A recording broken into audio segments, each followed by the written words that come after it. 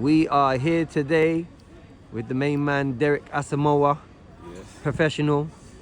Many teams, Carlisle especially is what we're going to focus on today, and your experience here at the massive Anfield Stadium. We're here outside the main road stand.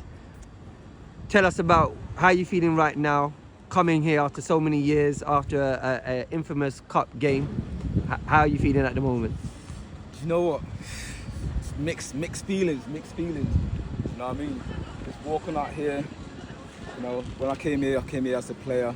You know, taking the magnitude, the size of the stadium, taking it all in.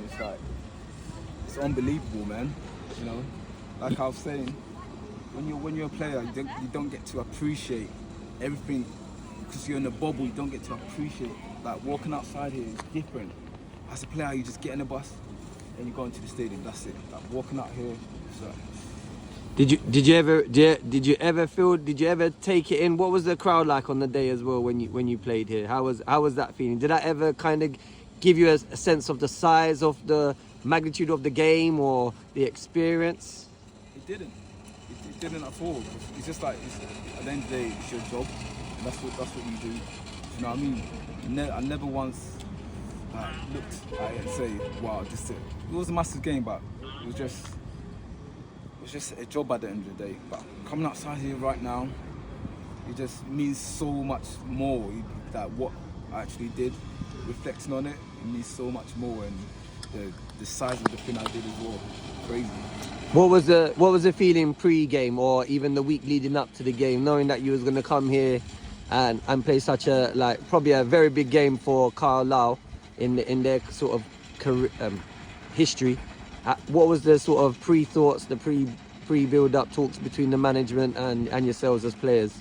Obviously, it was a big game for the club. It was big games for the fans. A big game for everyone involved with the football club.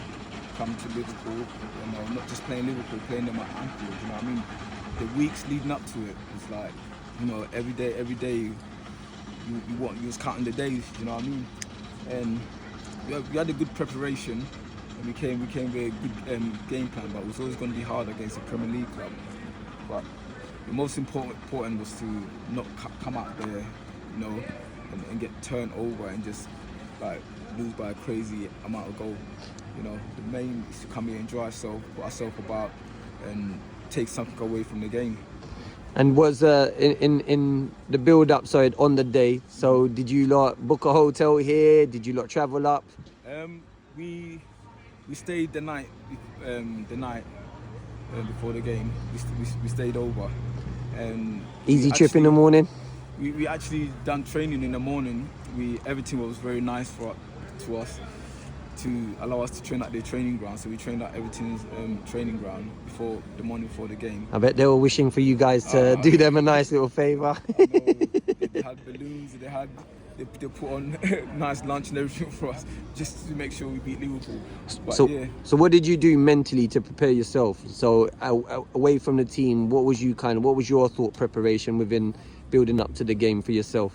Mentally, because I'm one of these people that I was like, even no matter where I am or what level I'm at, I always see myself as equals or even better than who I'm up against. It doesn't matter if it's Liverpool, Real Madrid.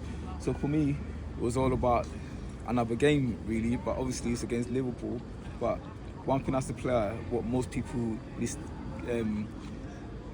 fail on or make the mistake of playing the occasion, not the game.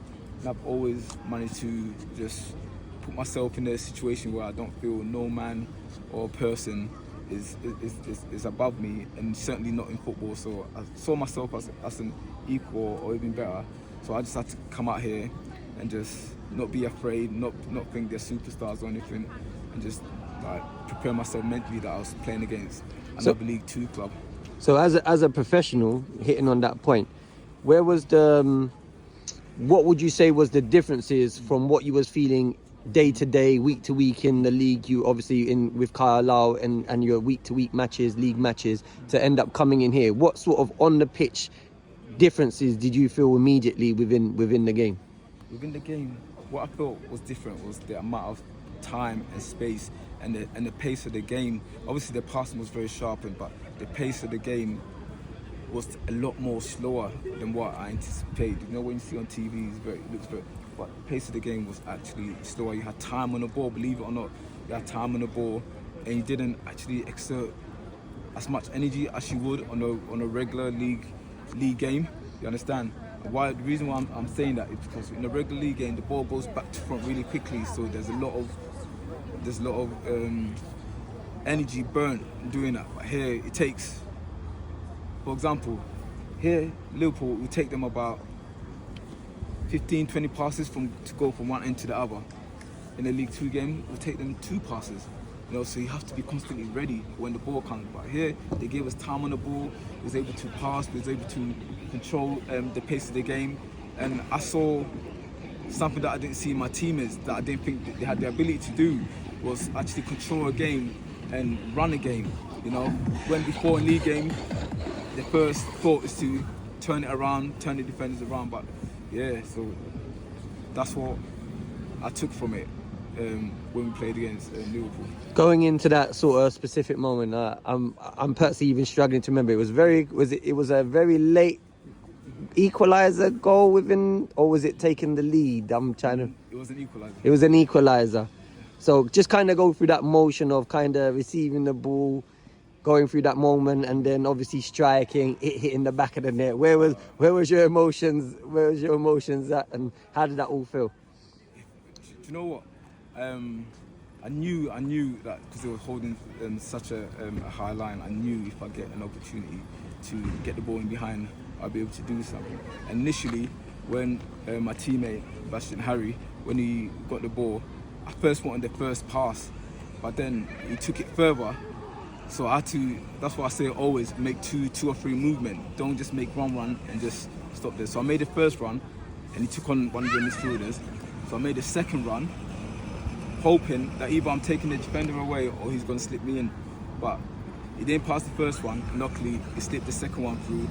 And I was even in shock that I nearly fell over. I was like, whoa, he's actually played it. So I ran into it, and as soon as I struck it, I fell over. And I didn't actually see the ball hit the back of the net.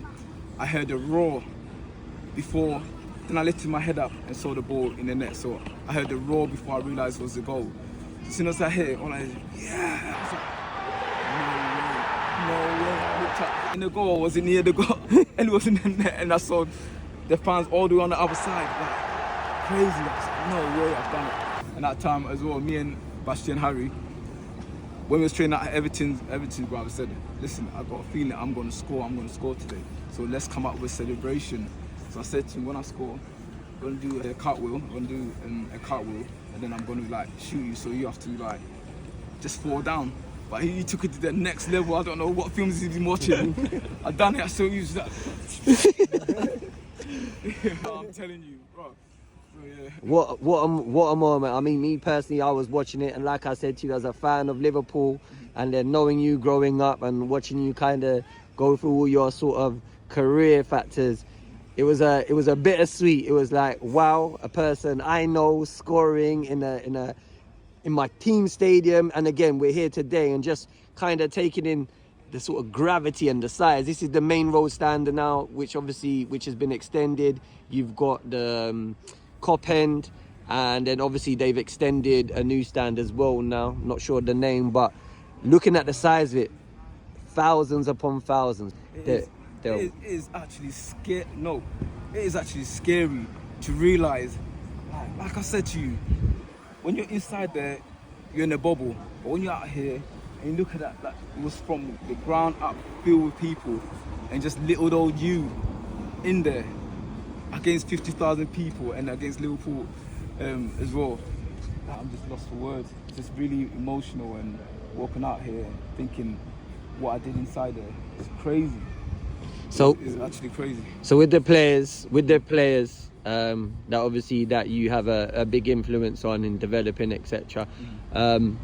Would you say the biggest message of that game is still play the game, not the occasion? Would you say that's a big, massive rule to follow? 100%. Never play the occasion. it's the worst mistake you can make, because you have sleepless night, you have anxiety, you have even if it's not a big game like this, or even if it's a trial game, or even if it's a whatever game it is, do not play the occasion. Relax, just play, go out there, enjoy it. Like, don't put too much pressure on yourself, because you're a good player. That's why you're playing football, because you're a good player.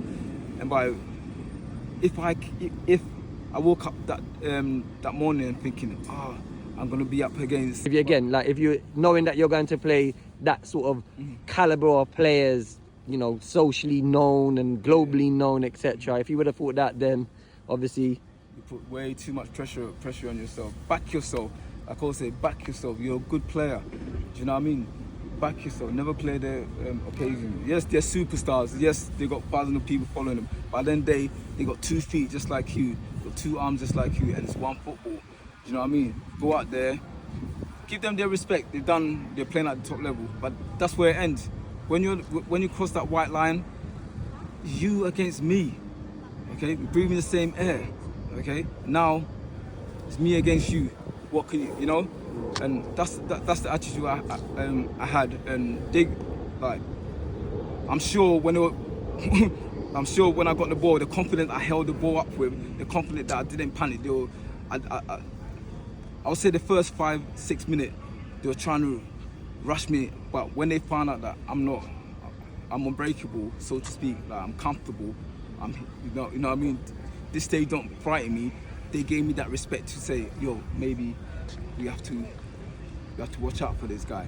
You know, that's all I say. And true enough, they didn't watch you too well because you got your goal right there. And listen, it's a special moment today as well. Outside here, full of emotions, with the main man, Derek Asamoah. Should I do the celebration? Yeah, go on then, do it. Go on, blow it up. Whoa!